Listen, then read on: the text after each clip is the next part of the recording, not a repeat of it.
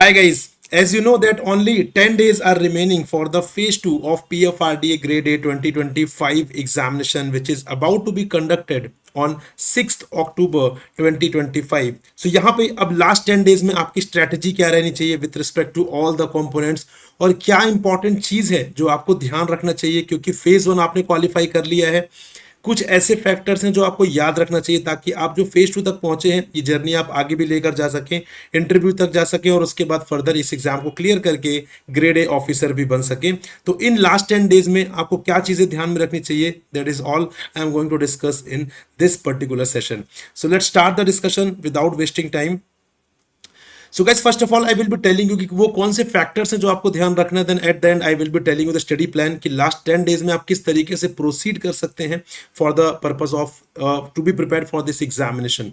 तो सबसे पहले 5 ऐसे फैक्टर्स जो आपको याद रखने हैं गाइस। सबसे पहली बात, सिलेबस को कंप्लीट कर लीजिए क्योंकि फेज 1 में आपने पेपर 2 के कंपोनेंट ऑलरेडी पढ़े हुए हैं तो आपके लिए कोई डिफिकल्टी वाली बात नहीं है। बट उस टाइम पर हो सकता है कि आपके जो सिलेबस का कुछ टॉपिक्स हो वो रिमेनिंग रह गए हो क्योंकि आपने सोचा हो कि फिक्स कट ऑफ बहुत कम रहती है यहाँ पर, तो फेज 1 के बाद मैं प्रिपेयर कर लूंगा। तो यहाँ पर आपको बताना चाहूंगा कि सिलेबस को कंप्लीट कर लीजिएगा गाइस क्योंकि डिफिकल्टी लेवल की बात करें सो डिफिकल्टी लेवल मिलेगी आपको फेज 2 में, फेज 1 में ना मिली हो शायद बट फेज 2 में डेफिनेटली आपको यहाँ पर डिफिकल्टी मिलेगी।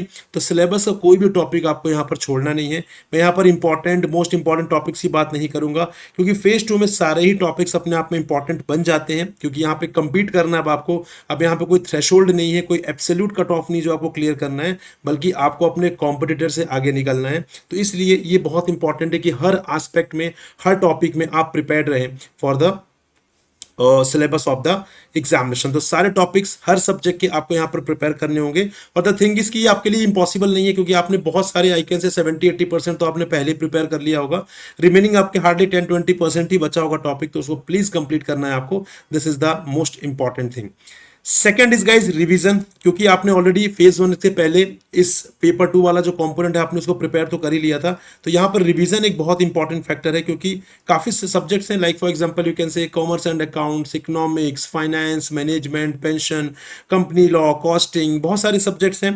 तो यहाँ पर अगर आप उन्हें रिवाइज नहीं करेंगे तो रिटेंशन नहीं होगा और रिटेंशन नहीं आएगा तो ऑब्वियस सी बात है कॉन्फिडेंस भी एग्जाम में नहीं आएगा। तो जो टॉपिक्स आपने पहले कवर कर लिया था उनको रिवाइज कर लीजिए, जो टॉपिक्स बचे हुए थे उन्हें पढ़कर आप वापस एक बार रिवाइज जरूर कर लीजिएगा एग्जाम से पहले, because revision is the key guys. Third most important thing, मॉक्स। मॉक्स तो आपको डेफिनेटली देने ही देने हैं क्योंकि मॉक्स के थ्रू आपकी प्रिपरेशन होगी, आप कॉन्फिडेंट होंगे, मॉक्स के थ्रू आप स्ट्रैटेजी बना पाएंगे। और जब हम मॉक्स देते हैं तो हमारा रिटेंशन भी बढ़ता है। स्ट्रैटेजी कैसे बना पाएंगे कि आपको पेपर कैसे अटेम्प्ट करना है, कितनी स्पीड से अटेम्प्ट करना है, कितने गो में आपको अटेम्प्ट करना है, वो सारी जो स्ट्रैटेजी वो आप मॉक्स के थ्रू ही बनाते हैं। ठीक है, ऐसे हम सोचते हैं कि यार मैं एक बार में पूरा पेपर कर लूंगा, फिर वहां पे एग्जाम हॉल में हमें समझ नहीं आ रहा होता कि क्या चीज हमें फॉलो करनी है क्या नहीं फॉलो करनी है। सो इंपॉर्टेंट थिंग इज कि आपको जो मॉक्स देना है उसमें आप स्ट्रैटेजी बनाएंगे, उससे आपकी रिवीजन तो होगी, आपका कॉन्फिडेंस तो बढ़ेगा ही, आपका रिटेंशन तो बढ़ेगा ही, लेकिन साथ साथ में आप स्ट्रैटेजी भी वहां पर एक फ्रेम कर पाएंगे which you have to implement in the examination. तो मॉक्स दीजिए, 8 to 10 mocks will be suffice. बहुत ज्यादा नहीं कि मुझे मॉक्स देने के लिए देना है, मॉक्स दीजिए, उससे कुछ सीखिए, उससे प्रैक्टिस करिए, उससे रिटेंशन की कोशिश करिए, उससे स्ट्रैटेजी बनाइए, तभी तो यहाँ पे पर्पस फुलफिल होगा मॉक्स देने का। Then answer writing guys, paper one को यहाँ पे बिल्कुल भी लाइटली नहीं लेना है। बहुत सारे स्टूडेंट सिर्फ पेपर 2 पर ही फोकस कर रहे हैं, बट डिस्क्रिप्टिव इंग्लिश भी बहुत इंपॉर्टेंट है। आई कैन से सेवर है आपके लिए ये, क्योंकि अगर पेपर 2 आपका मान लीजिए किसी भी वजह से बहुत अच्छा नहीं गया तो डिस्क्रिप्टिव इंग्लिश में अगर आपने अच्छा अटेम्प्ट किया है तो आपको बहुत अच्छे मार्क्स मिल जाते हैं और वो जो आपसे वहां मिस्टेक हो गई है या जो आपका पेपर 2 वाला जो है वो बैलेंस आउट हो जाता है पेपर 1 में।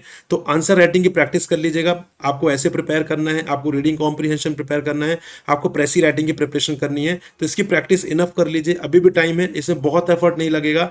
बट बिल्कुल ही ब्लैंक होकर मत जाइएगा कि मैं वहां पर एग्जाम हॉल में देख लूंगा क्या करना है, ऐसी गलती मत करिएगा।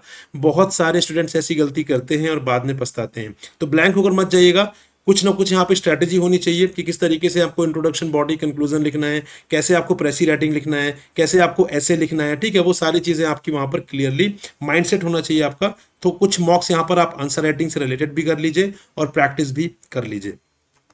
And last and I can say the most out of it, जो हमने टॉपिक डिस्कस किए हैं, the most important out of all these points, that every subject counts. ऐसी गलती मत करिएगा कि आप खुद ही डिसीजन लेने लग गए कि यार मैं इस सब्जेक्ट को छोड़ देता हूँ, इस सब्जेक्ट को थोड़ा सा कम पढ़ लेता हूँ, इस सब्जेक्ट को ज़्यादा पढ़ लेता हूँ क्योंकि ये इंपॉर्टेंट है वो लेस इंपॉर्टेंट है। सारे सब्जेक्ट्स इंपॉर्टेंट हैं गाइज, और PFRDA will also try to कि हम वो बैलेंस मेंटेन कर सकें सारे सब्जेक्ट्स के बीच में नंबर ऑफ क्वेश्चंस के टर्म्स में। तो यहाँ पर कोई भी सब्जेक्ट बहुत इंपॉर्टेंट नहीं है, कोई भी सब्जेक्ट लेस इंपॉर्टेंट नहीं है, सारे सब्जेक्ट्स को आपको इक्वल समझना है, ठीक है। आपको एटलीस्ट ये गलती नहीं करनी है। पीएफआरडी की साइड से वो चीज़ रहेगी, ठीक है, बट मोस्टली होता यही है कि यहाँ पर सारे सब्जेक्ट्स को जनरली बैलेंस करने की कोशिश की जाती है एग्जाम में। तो आप किसी भी तरीके से किसी सब्जेक्ट को मोस्ट इंपॉर्टेंट या किसी सब्जेक्ट को लेस इंपॉर्टेंट ना कंसिडर करें। All the subjects are important और आपको भी वहाँ पर इक्वल वेटेज ही देना है सारे सब्जेक्ट्स के लिए, right. So these are some factors that you have to keep in mind before going to the examination. ये सारी चीजें आपको याद रखनी है। Now if I tell you about कि आपको लास्ट 10 डेज में आप कैसे क्या प्रोसीड कर सकते हैं। देखिए लास्ट 10 डेज में आपके पास यहाँ पर सब्जेक्ट्स हैं, ठीक है, तो आप यहाँ पे 7 सब्जेक्ट्स हैं और हर दिन आपको एक सब्जेक्ट यहाँ पे कंप्लीट करना है रिवीजन के टर्म्स में, जैसे 26, 27, 28, 29, 30, 1 एंड 2 अक्टूबर। तो यहाँ पे 7 डेज में 7 सब्जेक्ट्स आपको पूरे फिनिश करने हैं रिवीजन के टर्म्स में, क्योंकि ये कोई फर्स्ट टाइम तो पढ़ना नहीं है, आपको चीजें रिवाइज करनी है। सो एक दिन में थोड़ा सा डिफिकल्टी होगी, but yes this is what we can do in the last 10 days कि आप यहाँ पर फाइनल गो में फाइनल एग्जामिनेशन में जाने से पहले एक लास्ट रिवीजन भी आपका हो जाएगा।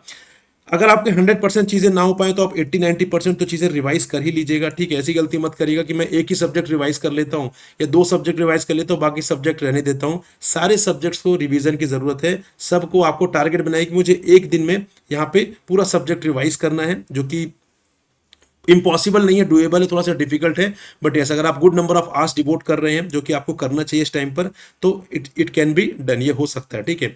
और बचे हुए जो लास्ट के आपके 3 दिन है 3rd 4th एंड 5th अक्टूबर, वहां पे आपको मॉक्स देने हैं, ठीक है। वहां पर ही मॉक्स दीजिए, एटलीस्ट 8 to 10 मॉक्स देने की कोशिश करिए, क्योंकि जितने ज्यादा मॉक्स देंगे उतने ज्यादा कॉन्फिडेंट आप एग्जाम में रहेंगे, ठीक है guys.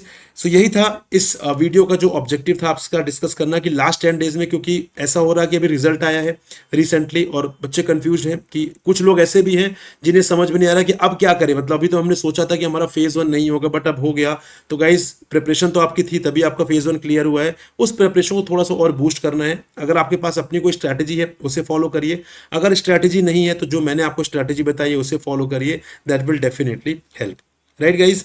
So thank you very much for watching and listening me guys. मेरा नाम है प्रकाश, और आप फ्यूचर में टेक्स्ट बुक प्लेटफॉर्म पर कोई भी कोर्स, चाहे वो रेगुलेटरी बॉडी से रिलेटेड हो या कोई भी कोर्स से रिलेटेड हो, आप उसे यहाँ पर एनरोल करते हैं तो यूज द कोड प्रकाश, जिसके थ्रू आपको मैक्सिमम डिस्काउंट मिल जाएगा। और मेरा टेलीग्राम ग्रुप ज्वाइन करना ना भूलिए, क्योंकि यहाँ पे आप लगातार मुझसे टच में रहेंगे, जो भी इश्यूज हैं जो भी क्वेरीज है वो वहाँ पर रिजॉल्व कर दी जाएगी। बहुत सारे स्टूडेंट्स इसका बेनिफिट ले रहे हैं, आप भी लीजिए। So thank you very much guys, I wish you all the very best.